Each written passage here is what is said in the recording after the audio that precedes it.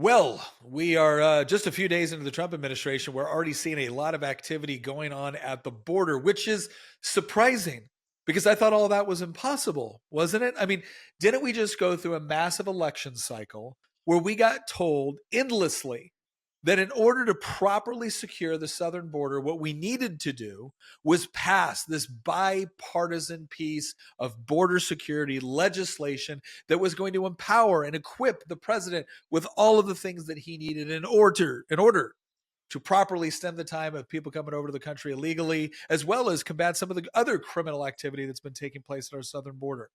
But then, alas, Republicans, evil Republicans, killed the bipartisan security bill because they wanted the issue more than they wanted the solution. That's what we were told.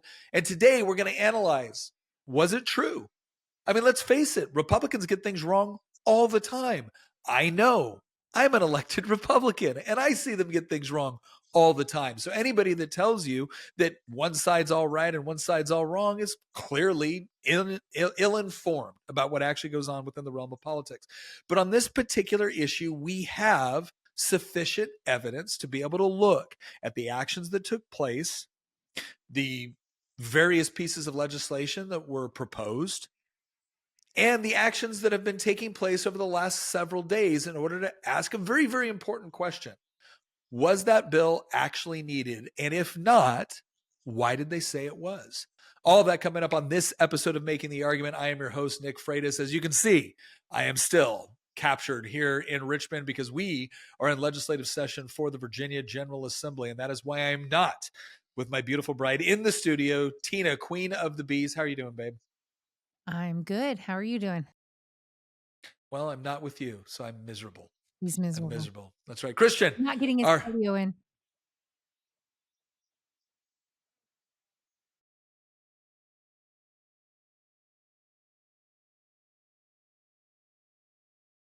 Well, I'm doing great because we're, entering the second week of President Trump's golden age, as he declared it. So, This has uh, been the biggest 180 I think I've ever seen in my life. oh my I gosh. remember talking Christian down from the ledge practically over Trump in the past. Like, Trump, he's worried.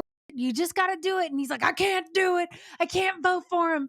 And like the first year he votes for him, but then regrets it, like he was Anakin Skywalker who just massacred all the younglings.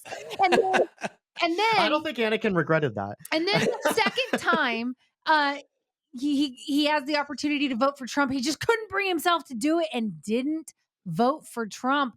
And now Now I'm Trump's strongest anime PFP on Twitter. Trump Right now, yeah. Show everyone the MAGA tattoo you got. No, I'm kidding. I don't have one, but actually, give me a second, and I do have. Well, speaking, I'm sure that Christian is running off to get his accoutrement, his Trump paraphernalia.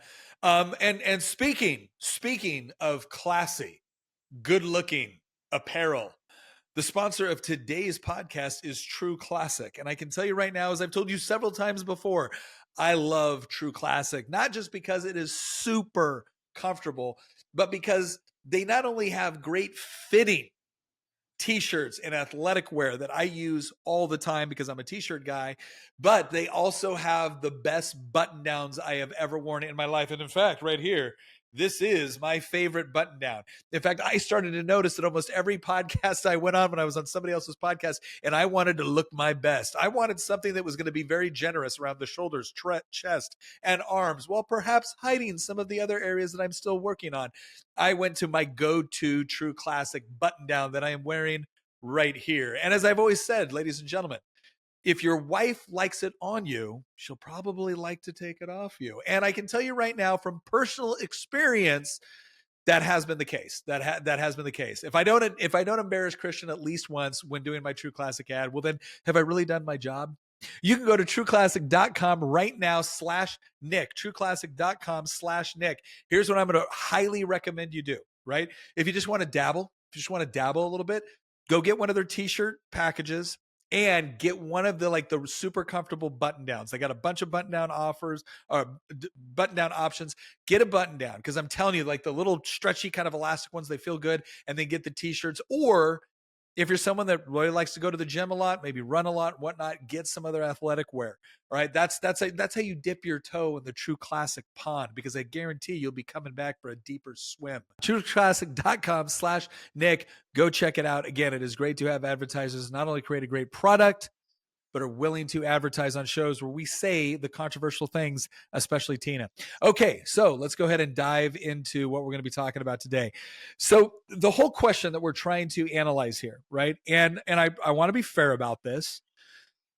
Because there were a lot of people on the right that supported this bipartisan bill that the Democrats offered for border security. So we're gonna analyze that. But first, I want to ask this question: when Donald Trump was president in his first term, there were a lot of things that he was doing in order to significantly reduce the amount of illegal border crossings that were taking place. And a lot of them were highly successful. Now, the press likes to look back now and say, no, it was all COVID, or it was all this, or it was all that. But there was a lot of practical things that Trump did, whether it was improving existing barriers that were already there, whether it was trying to build the wall despite the fact that there was a lot of obstruction coming from Congress, whether it was doing things like remain in Mexico and ending policies like catch and release, where somebody comes over here, claims asylum, they show up to a court date. Oh, lo and behold, the court date's not for several weeks or several months. And what do? Oh, just release them into the interior of the country and never see them again, right? These are some of the policies that Donald Trump was either rescinding or significantly reforming.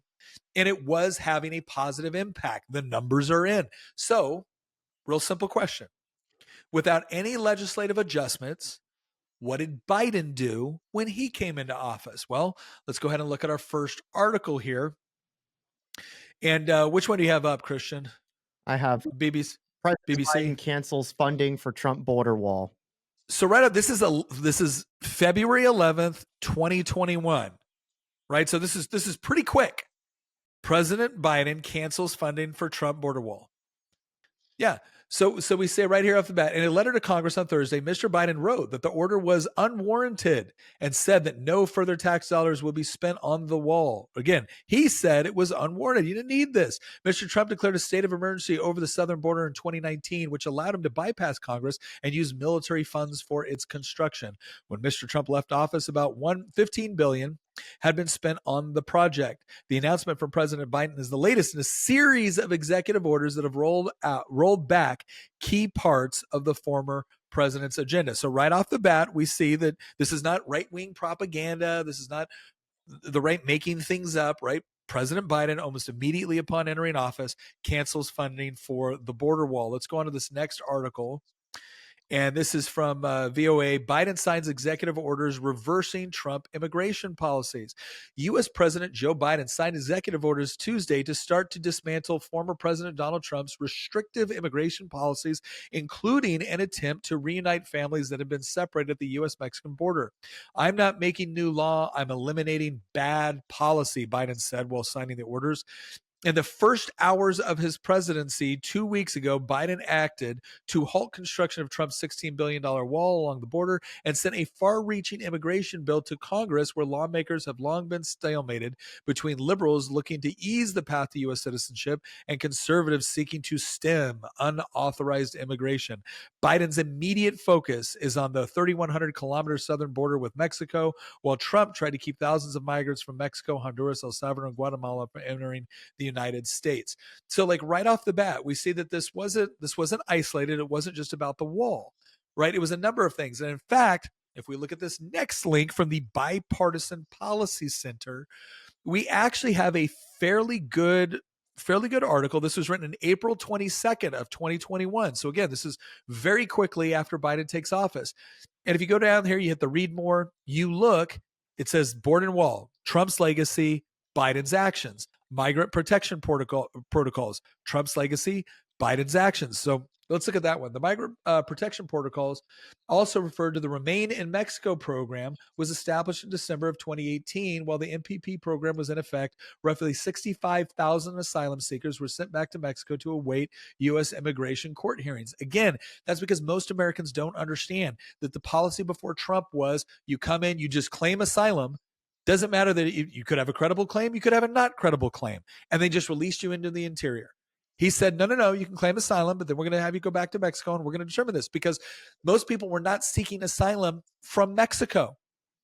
Because the whole idea of seeking asylum is that your family are in grave personal risk as a result of something that is going on in the country you're fleeing from. Okay, well, great. That's probably not the case for you in Mexico, so you can stay there while you seek asylum trying to get into the United States. The day after President Biden's inauguration, DHS suspended new enrollments into the MPP program. In addition, a February 2021 executive order directed the DHS secretary to review and determine whether to terminate the MPP program. Roughly a week later, DHS announced that it would begin processing the approximately 25,000 active MPP cases, allowing the migrants to re-enter the United States to await their hearings. Well, what do you think happened then? You also see similar things with PACR and HARP. So a DHS Office of Inspector General report of PACR HARP and PAC, just giving it, that was prompt asylum claim review, and HARP was humanitarian asylum review process, right? Noted problems in implementation, including access. Well, you need to cross the aisle in order to make something a bipartisan bill. One person. I can't tell you how many times I've seen it where one person crosses over and votes with you, and everyone's like, oh, this bipartisan piece of legislation. The Senate blocked a bipartisan border and national security bill from advancing on Wednesday as Democrats accused Republicans of bending to the political wishes of Donald Trump at the expense of their constituents. The vote was 49-50, with 45 Democrats and 4 Republicans supporting the bill's advancement. 60 votes were needed to begin debate on the bill. Most of the Republican conference opposed the bill's advancement after complaining that the legislation did not go far enough in addressing the needs at the U.S.-Mexico border, where arrests for illegal crossings have hit record highs. 5 members of the Democratic caucus also voted to block the bill out of concern about the severity of the border security measures, and then added funding for Israel's military and the war in Gaza. Let's go to the next article here. This is from NPR. Once again, Senate GOP blocks border bill. Democrats shift focus to Israel and Ukraine aid. Senate Majority Leader Chuck Schumer said he will move to a plan B to move aid to Ukraine and Israel following the failure of a vote to start debate on a bipartisan border security package. Again, for those of you who are kind of wondering, wait a second, if they had over 50 votes, what's the problem? In the Senate, they have something called cloture, and you have to get to a certain threshold in order to prevent a filibuster for taking place and to begin the actual debate on the legislation. If you can't get to that threshold, a lot of times they just pass it over. Let's go to the next article here real quick. And this one is the one that I think is probably the most ridiculous. This is from Politico. So this is when it was starting to come out that the Democrat talking points on all of this were Republicans want the issue more than the solution, and that's why they killed this, quote, bipartisan bill that only had 4 Republicans voting for it. Critics say border bill would send $60 billion to Ukraine. Here's where it's really going. And this is where they go in. And this is the sort of sleight of hand where, again, a place like Politico should be ashamed of themselves. As a $118 billion international aid package is on the brink of collapse in the Senate as Republicans continue to oppose it over border security provisions they argue aren't tough enough. But some opponents of the funding bill have another familiar argument that the bill would also send $60 billion directly to Ukraine. Again, why in a bill that is supposed to be focused on U.S. border security are we adding billions of dollars in foreign aid? We'll get to that in a second. Most of the money dedicated to Ukraine, however, won't leave the U.S. Instead, tens of billions of dollars will fill Pentagon coffers to purchase new weapons from U.S. companies to refill inventories that have been tapped to help Ukraine finance military operations and sign contracts for new weapons for Kyiv. So their argument is that because the billions are going to go to U.S. defense contractors in order to either replenish stocks or to build more bombs, munitions, et cetera, to go to Ukraine, well, that's different. It's not like we're just handing off pallets of cash to Ukraine. Okay, but the question is $60 billion in aid in what's supposed to be a southern border bill going to go to Ukraine or going to go towards spending toward Ukraine? The answer is yes. These are the people that have the audacity to fact check the rest of us. You know what's funny, Nick, is that there's also a bit of a Keynesian fallacy integrated into this argument right here. Because by this logic, oh, what they're trying to suggest subtly is that, well, this is actually a good thing because this money's staying in the US, right? It's going towards, Yeah. American companies in the military industrial complex. First off, I find it really disturbing in some ways that the left is now defending the military industrial complex. But secondly, Yeah. by this same logic, sounds like we need to start a bunch of wars everywhere. Oh, yeah. It'll rejuvenate the economy, right? Let's start a war on every single continent because then it'll be a giant jobs program. Then we could pass $1 trillion Yeah. military industrial complex bill. Think about all the jobs that'll be created in the armaments factories. Well, and it's just, and again, I'm not saying Republicans haven't done this in Congress either, but this is another reason why people have advocated for one issue per bill. And it's because Congress is famous for doing this. They will come up with a piece of legislation because every single consultant is telling them, hey, you guys are really struggling on the border right now because average everyday people are no longer buying the narrative that immigration is not a problem. Part of the reason why they weren't buying that narrative anymore is because Governor Abbott, Governor DeSantis, and others loaded up buses full of illegal immigrants and sent them to sanctuary cities.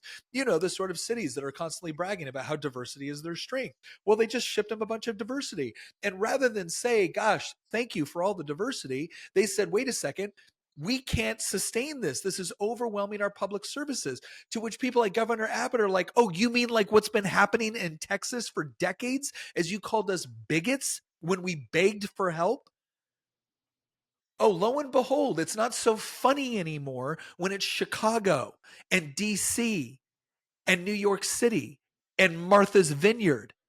Oh yeah, it was really adorable when a bunch of rich liberals in Martha's Vineyard immediately took those immigrants, put them in a shelter, and then shipped them out just as quickly as they possibly could. The hypocrisy was on display like nobody's business. And all of a sudden, Democrat politicians are now feeling the heat.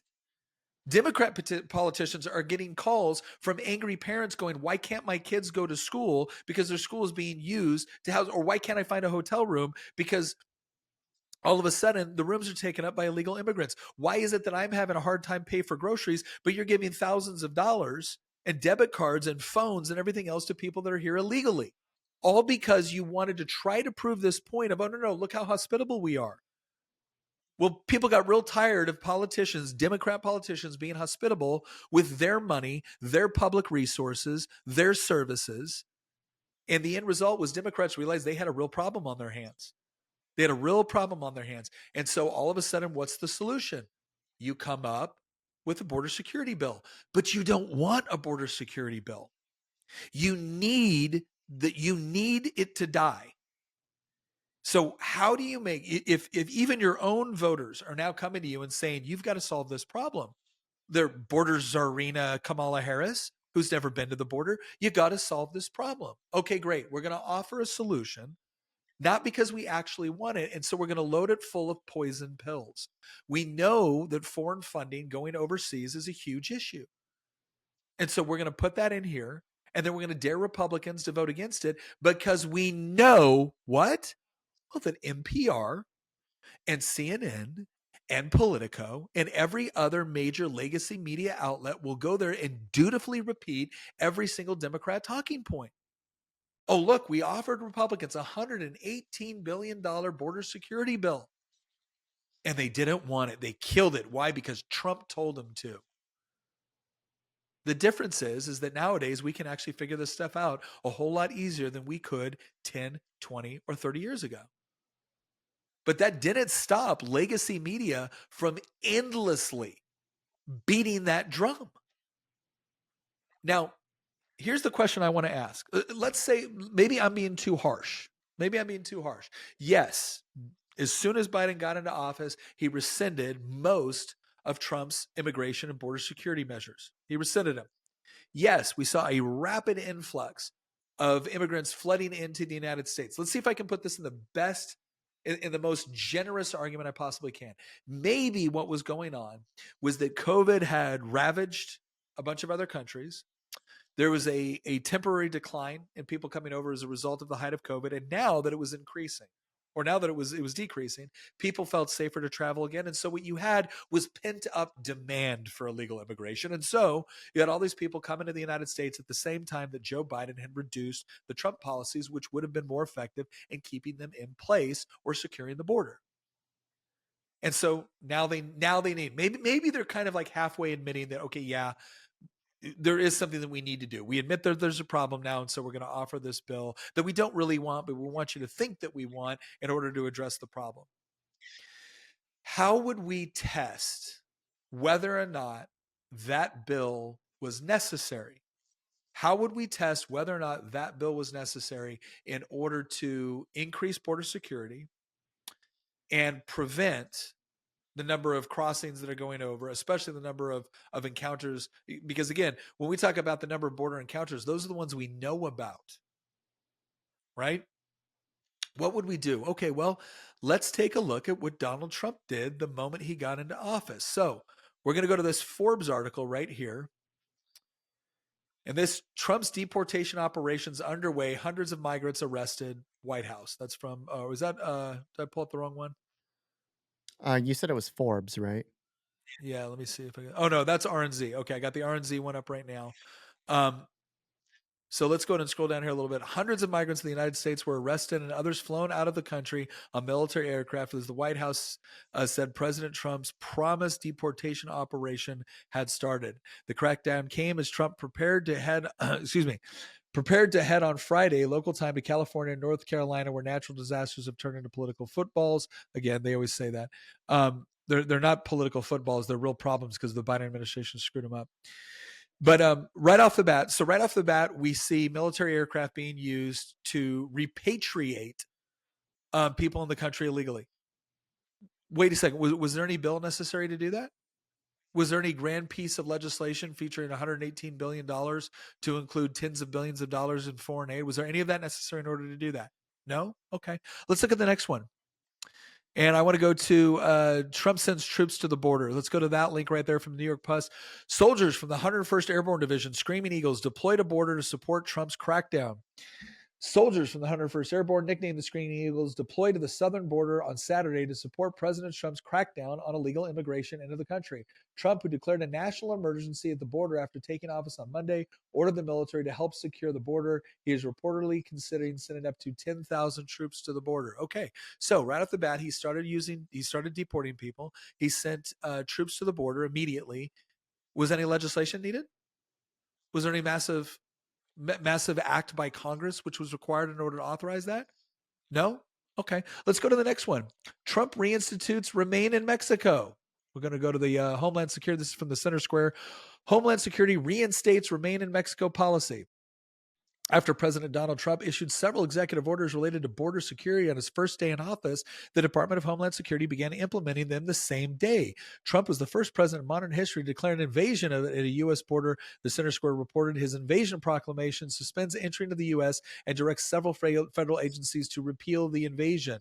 On the same day, Acting Department of Homeland Security Secretary Benjamin Huffman issued 2 directives essential to ending the invasion of the U.S. southern border and empower law enforcement to protect Americans. Okay, so what was the bill number for this one? What was the bill number for the Repeal the Invasion of the Southern Border Act? Repel. Repel. Sorry.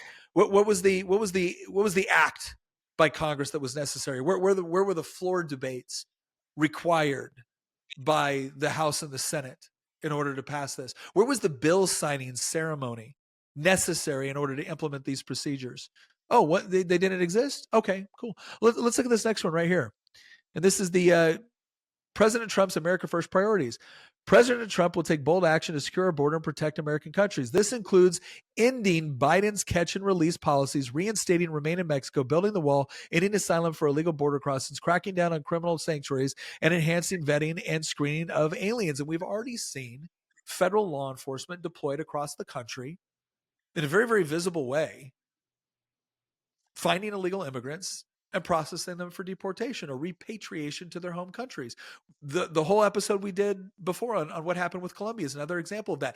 Show me the legislation which was required in order to empower the president to do that, or admit that you were lying. Not mistaken, not a different approach. You lied. And that's exactly what took place.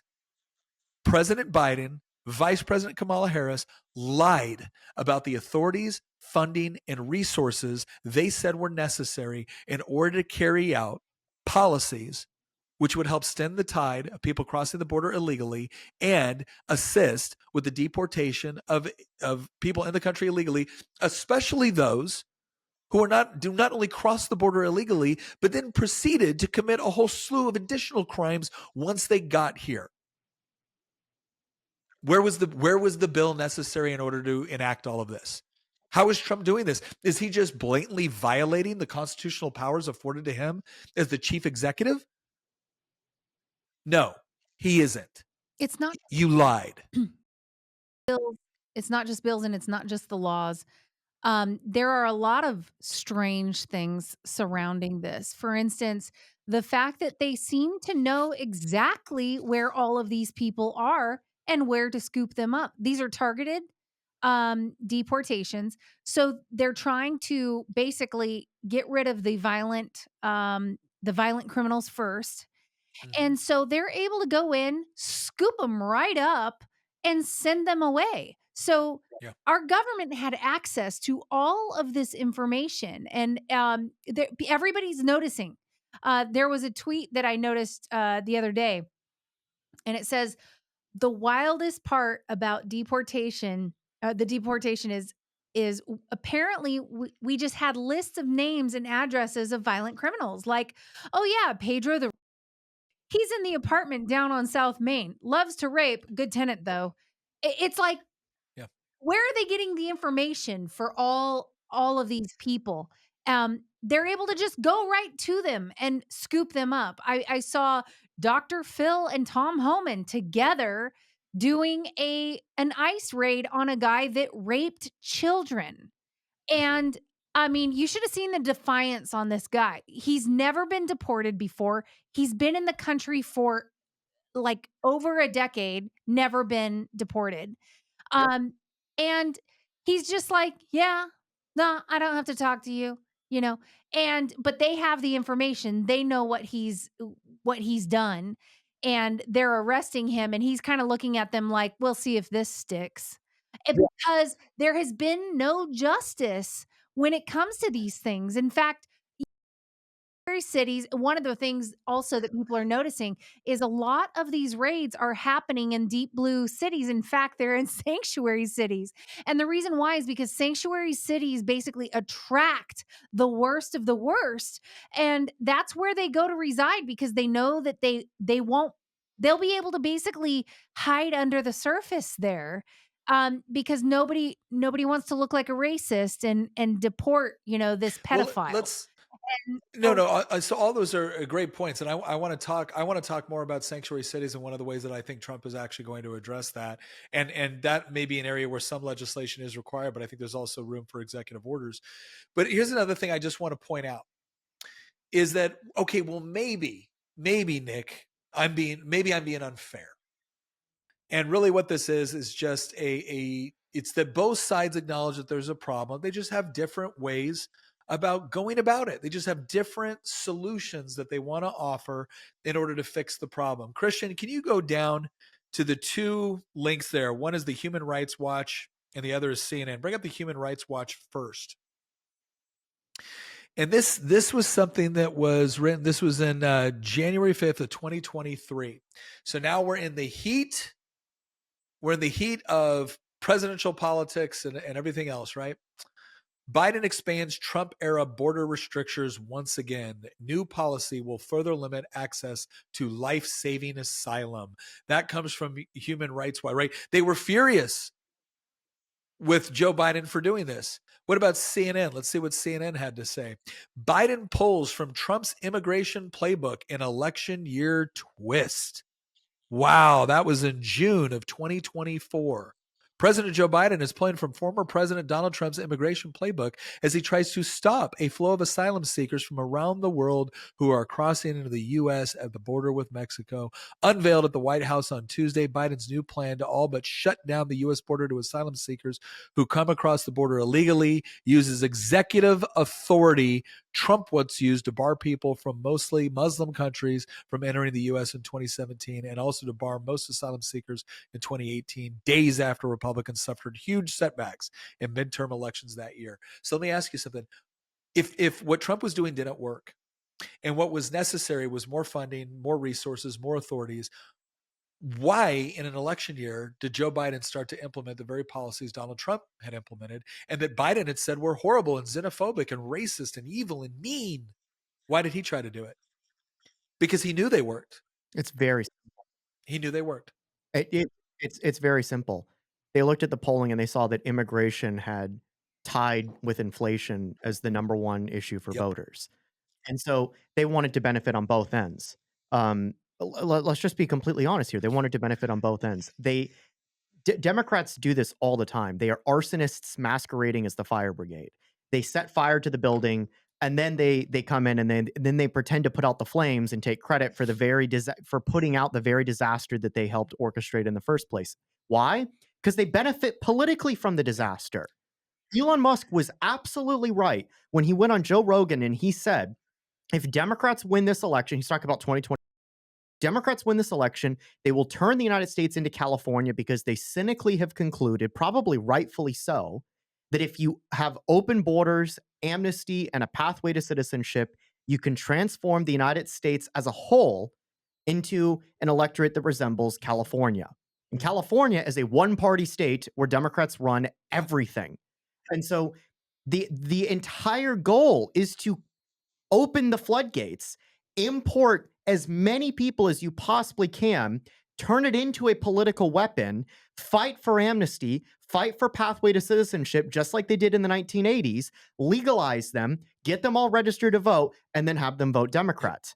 And then in the short term, when people are upset about the mass flood of people into our country, mass migration, then you can campaign on, we're taking steps to secure the border. Yeah, you're border after you already imported your future electorate into our country. Yep. And so you're trying to take credit on the back end of a crisis that you created on the front end.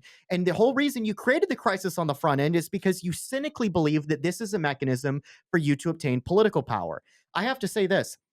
It is extremely dangerous for a political movement in any country to conclude that the way that they obtain political power is by opening floodgates to foreigners by the millions to pour into your country without assimilation, without integration, without any sort of cultural unity whatsoever. That's your mechanism to obtain political power, is to dismantle the very concept of national sovereignty. That is a sign of a decaying nation state. Honestly, what the best analogy that I can come up with, and I keep making references to it when I see it, is the way it's I see people all the time that are like, I don't understand what's the problem. Like, we were all Americans in the 70s and 80s. Well, this is like saying, I don't understand the problem. In the 370s and 380s, we were all Romans. What changed? Well, you left the Rhine frontier unguarded and a million Germans poured into Gaul. That's what changed. Like, the fact of the matter is, and Nick, you and I were briefly talking about this right before we started recording. The United States is a very special place when you actually think about the grand scheme of history. It is a very rare thing that you get a country that has the ability to assimilate people to the degree that the United States has been able to do so over the last 250 years. The vast majority of nation states throughout history have been ethno-nationalist or ethno-religious nation states, right? They've been founded around a common ethnicity and religion, and that's been the foundation for the country. The United States started that way in the form of a British colonies in Jamestown and in Massachusetts. They were all Brits, right? But over time, we became more than just entirely British, right? We were not just WASPs, Anglo-Saxon white Protestants. We brought in Germans, we brought in Poles, we brought in French. And eventually it wasn't just Western Europeans. Eventually it was Southern Europeans and Eastern Europeans. And then it was Asians, right? We had Japanese and Koreans and Chinese that came in the 1880s and 90s. And then over time, we started bringing in people that weren't even just European, or they weren't even Asian. They were from anywhere around the world.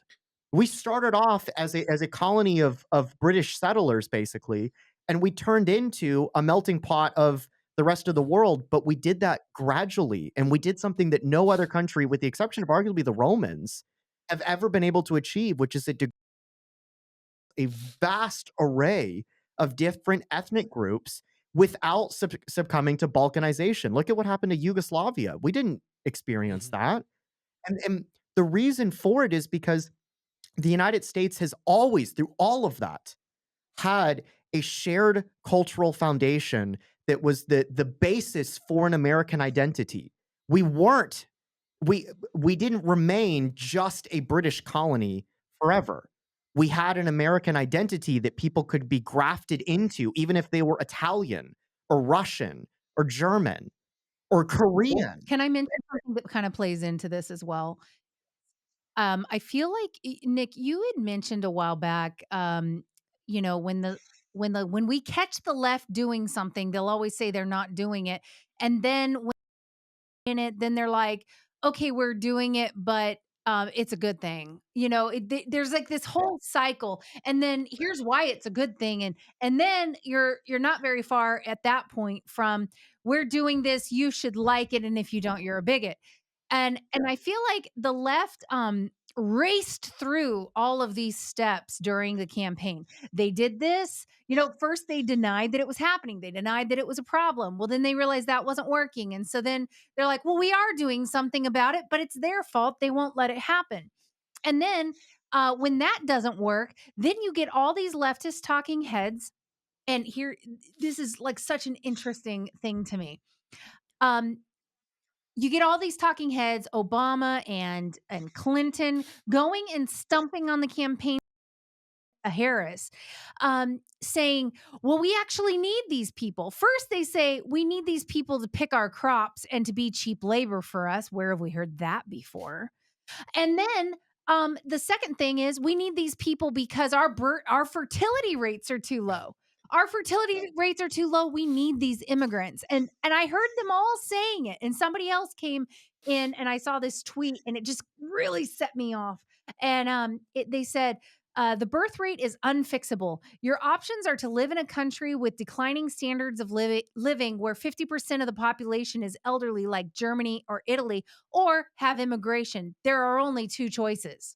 Germany and Italy have mass migration Okay, crises hold of on, their hold on. own Let him right finish. now. Let her finish. Let her finish. And she's saying those are your only two choices. And she posts this graph showing the growth is below replacement now. And it's a huge problem. And so we're getting all of these other ethnicities in, and they are basically boosting our numbers. But people who are born and raised here, like multi generationally, um, are making up less and less of the birth rate.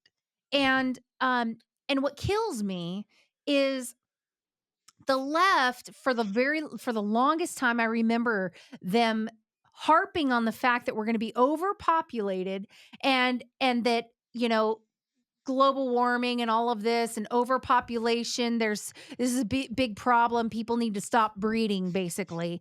And you know, they pushed people to stop breeding, and then you had this huge wave of Wait, let him. hormonal birth control. You've got all this abortion happening. You've got crap happening with our food supply that's messing with fertility. But what kills me is they use it as fertility rates. Mhm. And I'm like, fertility rates? What you mean is it's our society's suicide. It's killing Yeah. itself because it's killing its unborn.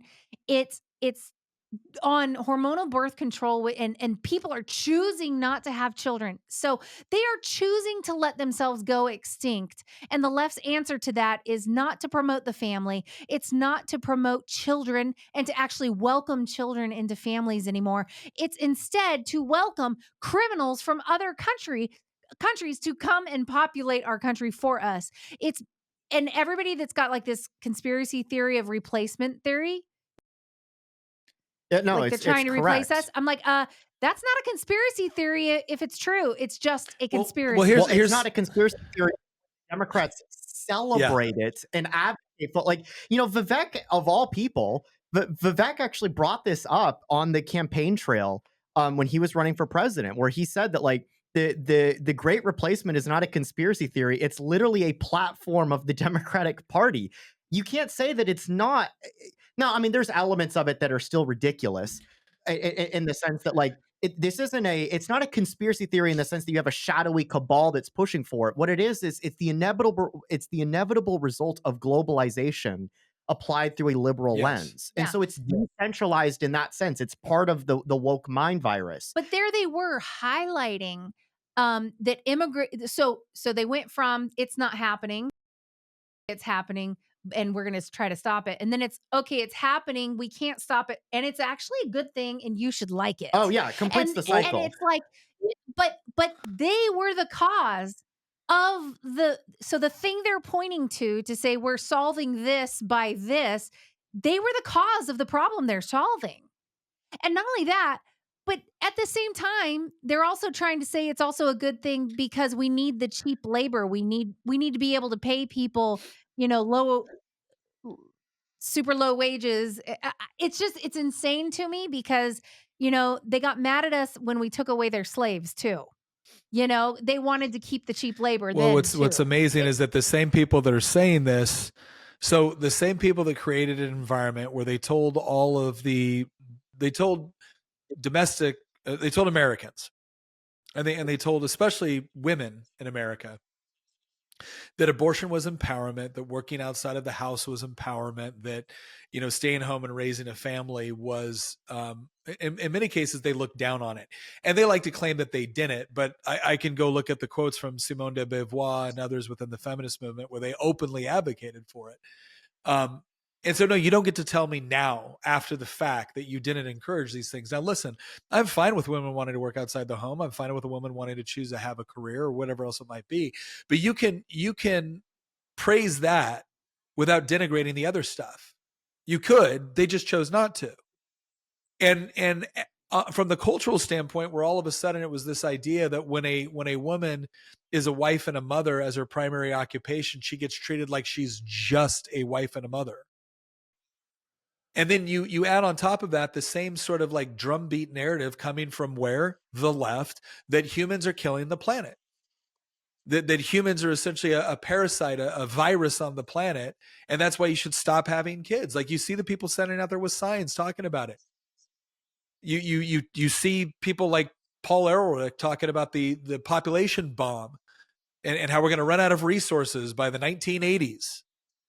And so you see this constant drumbeat coming from the left in the West with respect to population explosion and then breaking down the traditional family, because Marx hated the traditional family. He thought it was oppressive.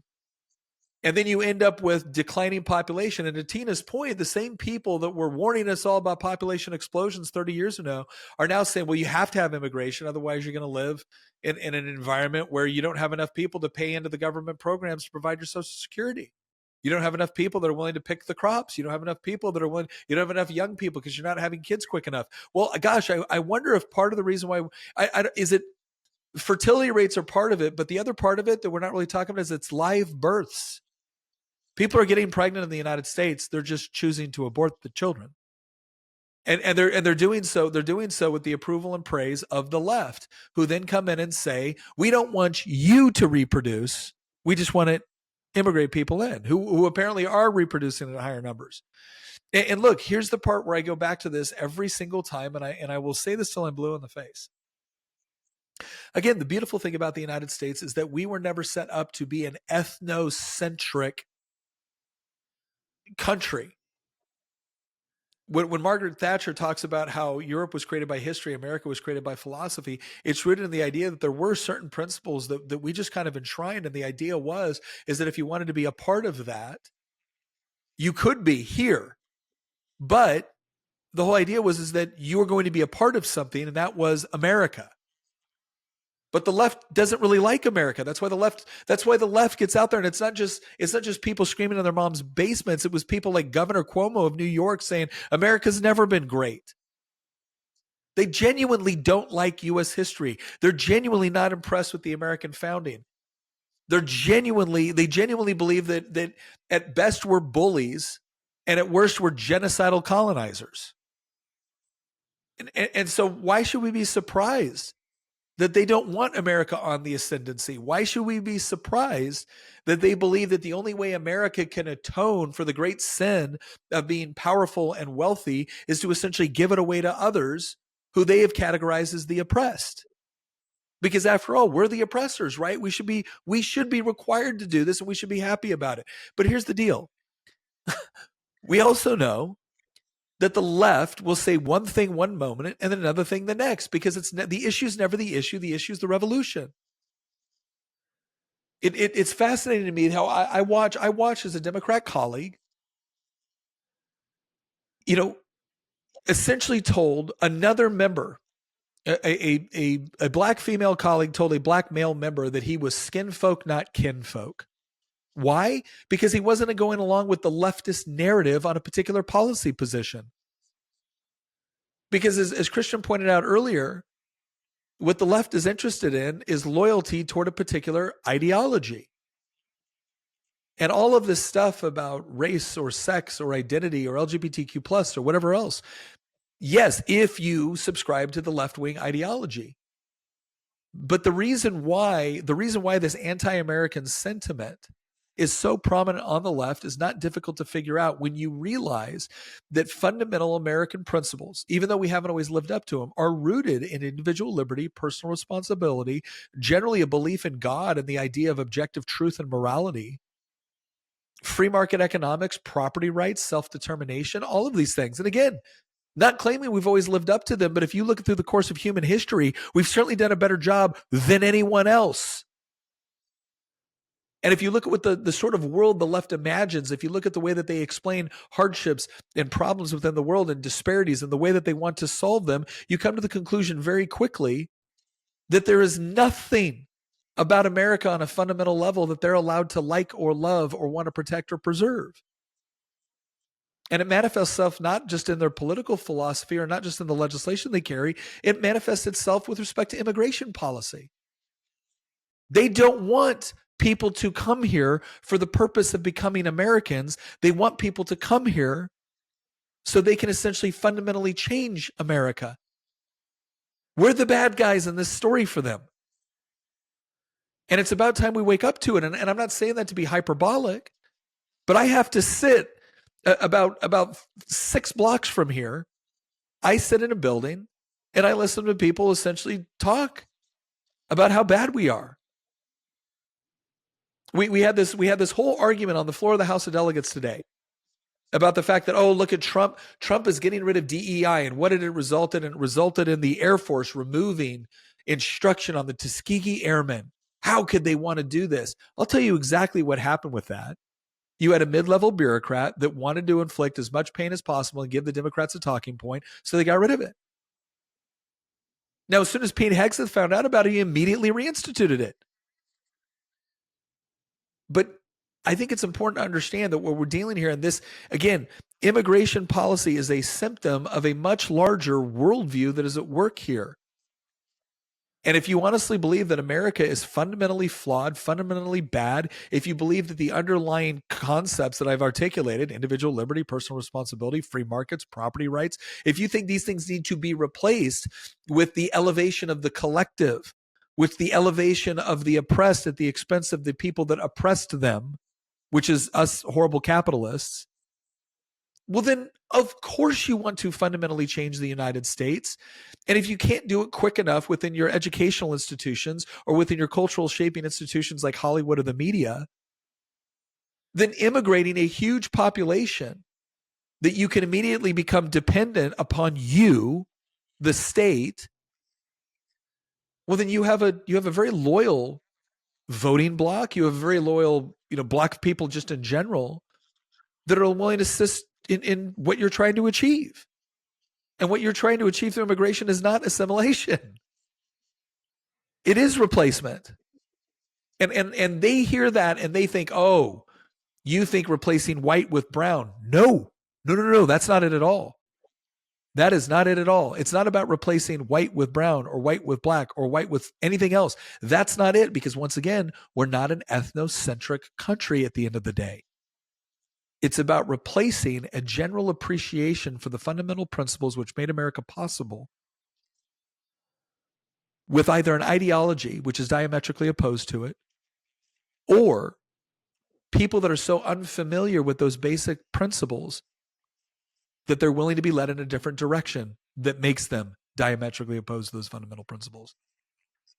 So no, the replacement theory is not about replacing white with something else. Replacement theory, as I look at it, is the idea of replacing those core fundamental principles and that American identity, which the beauty of which means that it can belong to anybody, regardless of your skin color, with a left-wing vision of the world, which bears no resemblance to anything America's ever stood for. That's what they're trying to replace. And they've been successful in many respects up until recently. And part of the reason why they were successful is because the only thing the media would report is what the left wanted you to see. And the only thing that we would be seeing is Selena Gomez getting on there and pretending as if she was just so heartbroken.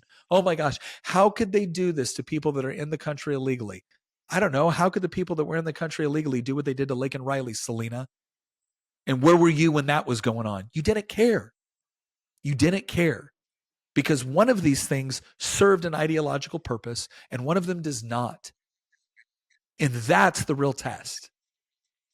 It's not the injustice that's done in any particular instance. It's one of these things serves what you're trying to accomplish and one of them does not.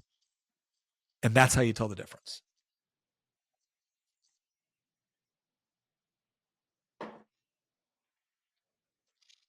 Nick, the last thing that I want to say on this, because I know that you're getting close to the end, is that it words really just can't describe how cynical the left-wing strategy is. Like when we talk about these concepts that were considered like really taboo to talk about a decade ago, like the Great Replacement's a good example. It's the mechanism through which they do this is what makes it so cynical. As you said earlier, like the issue is not actually, you know, race is simply the mechanism through which the left is utilizing this. So like when people talk about the importation, the like a racial, the goal is not, the left's goal is not racial replacement. The left's goal is ultimately ideological replacement. Yes. They're trying to import people into the country not to make them Americans, right? Democrats do not want Americans coming here. They want Democrats coming here. And it ultimately doesn't matter who it is, what they look like, how they operate. For example, if they had evidence to suggest that importing millions of people from France and Germany would turn the United States into a left-wing nation, they would immediately push for open borders, all along the Rhine, basically, and fly them into the US. But instead, they've concluded that importing people from Central America, South America, Africa, the Middle East, Southeast Asia is the way that you get the type of left-wing majority that they permanently want. But ultimately, from their perspective, it doesn't matter because the people they're all just interchangeable parts. And so it doesn't really matter who you're bringing in. What matters is as long as you're bringing in leftists, that's all that matters to these people. Leftists are people that can be quickly turned into leftists because you've created dependency. And the tragedy in all of this is that the United States, for most of its history, was a place where we only accepted people who wanted to become Americans. I do think a mistake that we made on our side was assuming that anybody can become an American. I think that has been totally refuted at this point. Being an American is not, you do not become an American simply by coming into the US. We know this now. There are people that are in our country that do not belong here because they don't want to be a part of our country. Can we also point this out? Let's go to whatever the left perceives as the worst evil, racist MAGA people on the planet, right? What would that be for them? A MAGA rally in, Alabama. If you asked a bunch of Alabamans in MAGA hats, hey, would you rather have a bunch of people coming into the country who don't look like you, but who absolutely love America, love guns, love barbecue, right? Would you rather have them, or would you rather have the white sociology department from Cal Berkeley? I can tell you which one they'd choose. And this is the part that fundamentally I don't think the left understands or respects. It's one of the reasons, part of the reasons why they always shift to the racial argument is because they find it politically useful. But another reason why they shift to it is because they honestly believe in their heads that that's reality. That everything that we actually do, this whole conversation, what we're really just covering up, it is our deep-seated racism that we just don't want to admit. And I can't express to them how fundamentally wrong they are. And one of the ways that this has been illustrated is that I love some of the videos where they will show like a minority going to a Trump rally versus going to a Kamala rally. And it was amazing how there was this one gentleman who was Asian. And he goes, when I said I was going to a Trump rally, all of my liberal friends told me I needed to be careful, and they were concerned about my safety and what was going to happen to me. And I showed up and I just said I wasn't sure and I just wanted to see. And he goes, and people were incredibly friendly and nice. You saw the same thing where it was a black man wearing a like a Kamala Harris thing going over to a Trump area with a woman with a MAGA hat, and then him taking her over to a Kamala line where she's wearing the Trump stuff, and just watching the way that people treat one another. Like I can't emphasize this enough. Yes, there's racist people on the right. Yes, there's a lot of racist people on the left. But there is something that I wish people that are at least willing to give a fair hearing could understand about the vast majority of people that are excited about Donald Trump. And that is that they are far more likely to look at someone's, if you are someone that is excited about America, not agrees with everything America has ever done, but just excited about America, that excites people on the right. We get genuinely excited about people that are excited about America or excited about having kids or having a family, or we get excited about that. We love that. We rejoice with other people that share the affinity for those things. And we're not particularly interested, nor do we give a great deal of concern or care to the ethnicity of the people that demonstrate that passion. We love it. One of the things I like to tell people is like, you will never see a more excited crowd of white Republicans than when a minority is there to talk about how much they love America. Because that's the thing that truly unifies them. It isn't the ethnicity. It's the people that are truly excited about what they feel America represents and wanting to be a part of it. And the moment you see someone express those ideals on the right, we typically think, those are my people. Those are my people. I'm sorry, I just don't. On the left, you see the same thing, but in a very different direction. In a very different direction. So, look, go ahead. It's so dangerous though, because again, I can only think of one example in history that has been as successful as the United States in terms of assimilation, and that's Rome. And we know what happens when that assimilation process breaks down. In the case of the Romans, it wasn't internal subversion. Can we also point something out? Left-wing faction. The problem. Well, let me ask you this. Okay, the people that really caused Rome to essentially disintegrate, what was not the integration of the Greeks. It was not the integration of the Iberians. It was not the integration of Numidians. It was not the integration of Phoenicians or Carthaginians. It was not the integration of Egyptians. It was not the integration of Jews. It was not the integration of Anatolians. It was the rapid integration of Germans, right? So this idea that this is something where, this is all just a particular ethnicity, or you don't like people who look like you. I promise you, Germans looked a whole lot more like Italians or Romans, right, than Anatolians or Numidians or Egyptians did. Right? But it was people that looked just like them that was the problem. Why? Well, because there was a lack of assimilation there that didn't exist in the other population groups. And that caused problems. There was a huge cultural there was a huge cultural divide. In terms of I mean, obviously, Italians were more olive skin than the Germans, but still, like, I mean, by our standards, right? By the globalized standards of today, they looked a lot more like Italians than, say, somebody from Guatemala looks like somebody from Sweden, right?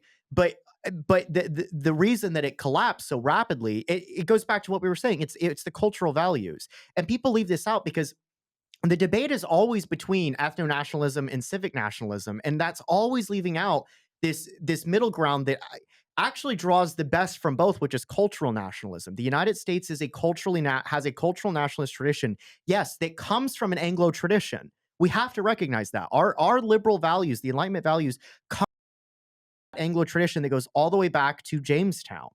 But the unique thing about it is that over time, it brought, just like in Rome, it started off as just Romans, right? Living in Rome. It started off as basically Latins, right?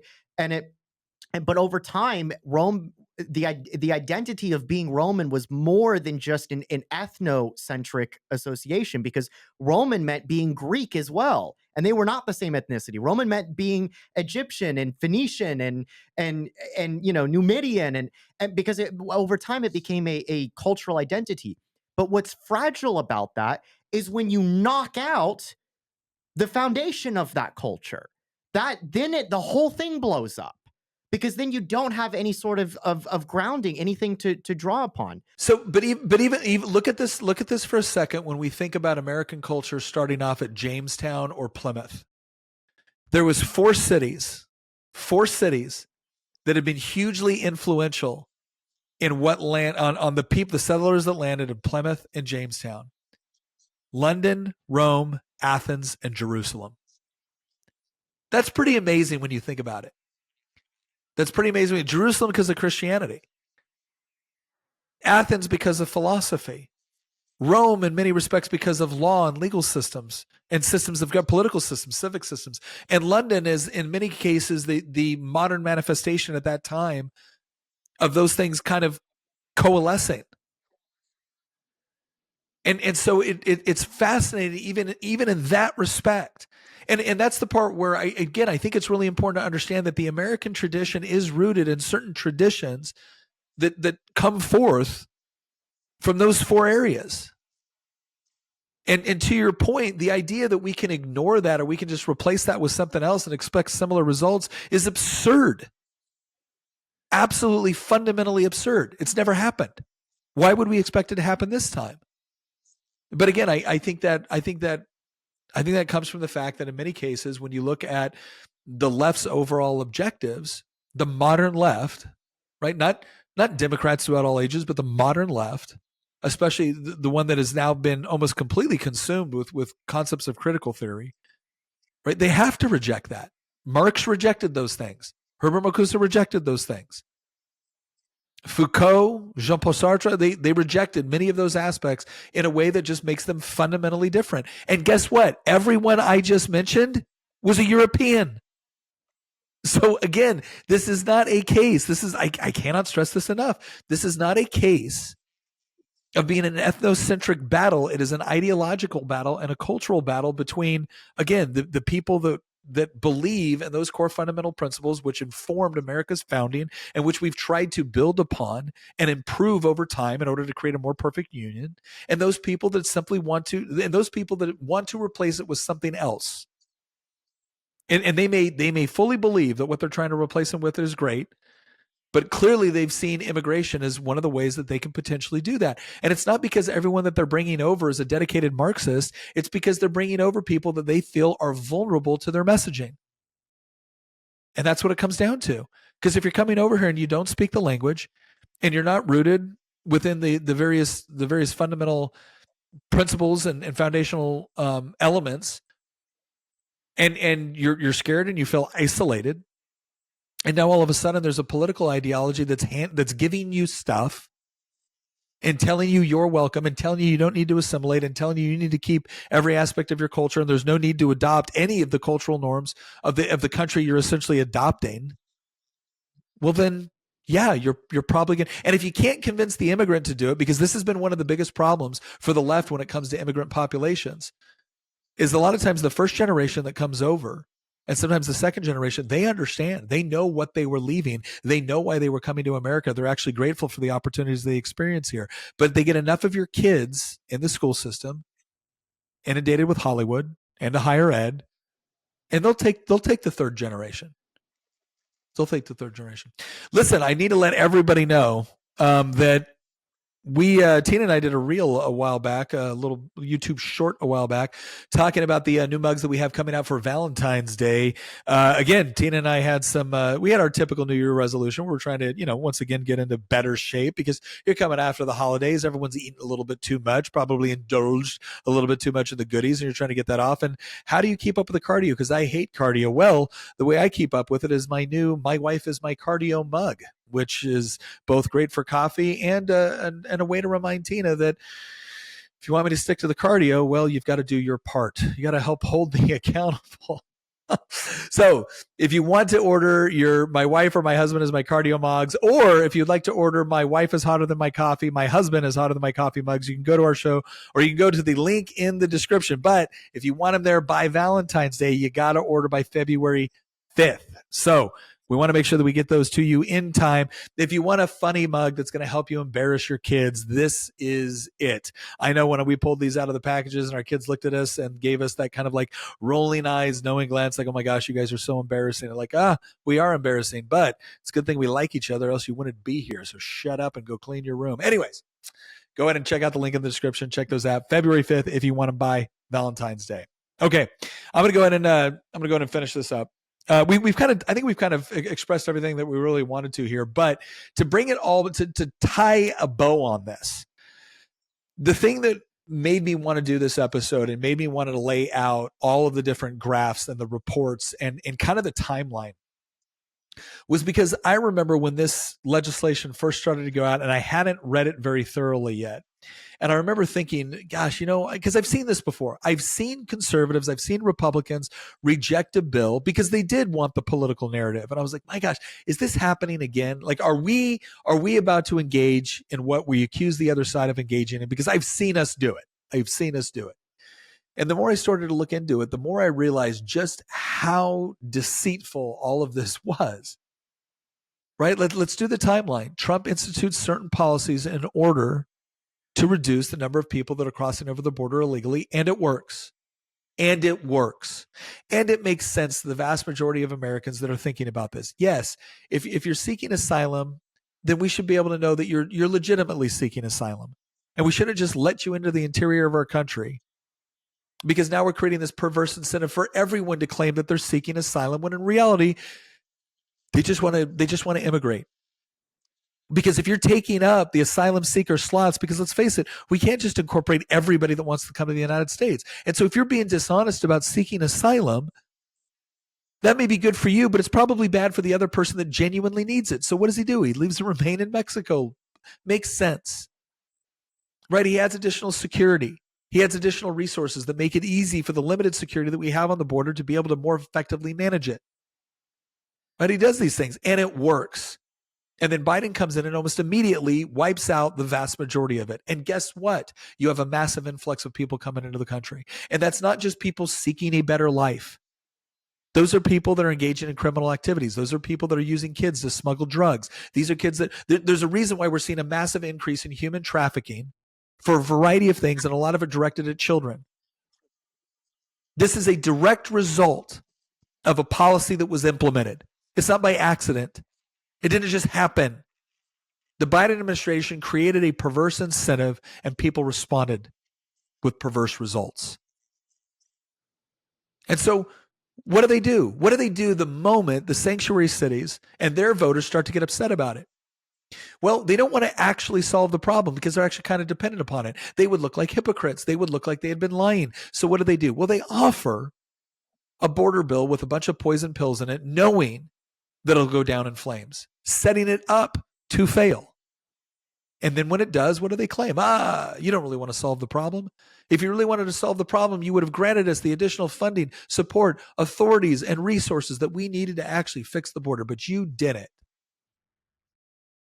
And then what happens when Trump comes into office? Well, without any new legislation, without any new grandiose bill, without a bunch of spending, without anything, He uses the power and authorities that he already had within the executive branch in order to start to stem the tide and deliver on his campaign promises. You want to know what authorities he used? The exact same ones that Joe Biden had access to and refused to use, and in fact, rescinded. They lied. And you're going to see a never-ending slew of reports and weeping celebrities and everything else talking about how cruel this is. But none of them were weeping for Laken Riley. None of them were caring until it started to touch them in the places that they lived in Chicago and in D.C. and in New York City and in Martha's Vineyard. They lied. They had the necessary power and authority the entire time to help solve this problem. They just chose not to because they thought they benefited from allowing it to take place. And I'm not about to let the media or anybody else sugarcoat that or to come up with some sort of alternative history of what actually happened. Because within the last 6 years, we had a perfect demonstration of what needs to be done in order to fix that problem. What happens when you refuse to implement the necessary problems? What happens when you manipulate the American public and are trying to think that you're doing something when you're not? And what happens when all of a sudden the American people wise up to what you're doing, reject it, and put somebody that's willing to put the policies back into place? So there we have. Thank God. Maybe for the first time in my lifetime, everybody was paying attention and could actually draw a straight line from the problem to the policy to the solution. Now let's see what happens. Because so far, so good in my opinion. And while I think it's fine for any one of us to feel sympathy towards somebody that wants to come to the United States in order to seek a better life, I think the responsible thing to do is to have a legal process that makes sense, but to tell people you're not allowed to cut in line. Not just because it's bad for us, but because it's bad for all the people that want to come here because they want to be Americans, not just realize the benefits of what it means to live in America. Because ultimately, if that's the sentiment, you will overrun the United States and turn it into the very places you left. Assimilation is important. It's not racist. It's not evil. It's not mean-spirited. It's important. Because if you're coming to the United States because you do see it as a land of opportunity, then it's important to understand what makes that opportunity possible. Once again, thank you very much for joining us. Again, I cannot wait to get back into the studio with these guys. We've got a couple more weeks. I want to thank everybody for bearing with us as we go through this. I also want to thank all of our people that have to edit all this because it is difficult to deal with the technical issues and whatnot. But thank you so much for bearing with us when it does happen. Once again, thank you for joining us, and we will see you next episode.